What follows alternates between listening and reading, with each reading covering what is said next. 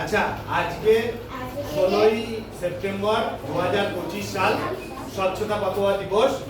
তো সেই দিবসে আমরা আজকে স্বচ্ছতা পাখোয়ার শপথ বাক্য পাঠ করব। তো সবাই সামনে হাত নিয়ে এসো এবং আমরা সবাই একসাথে বলবো। হ্যাঁ, আমরা এই মর্মে শপথ গ্রহণ করছি যে আমরা আমাদের বিদ্যালয়, আমাদের বাড়ির পরিবেশ এবং নিজেদের সবসময় পরিষ্কার পরিচ্ছন্ন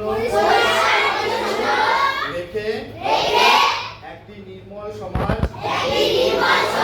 গড়ে তুলব। বিদ্যালয় এবং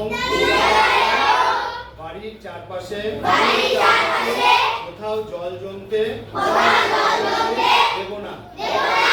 বিদ্যালয়ের আঙিনায় বৃক্ষরোপণ করে বিদ্যালয় পরিবেশকে সবুজ ও সুন্দর করে তুলব।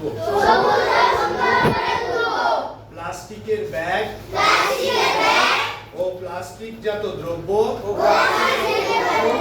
বর্জন করে প্লাস্টিক মুক্ত সমাজ গড়ে তুলব। সবসময় বিশুদ্ধ জল পান করব।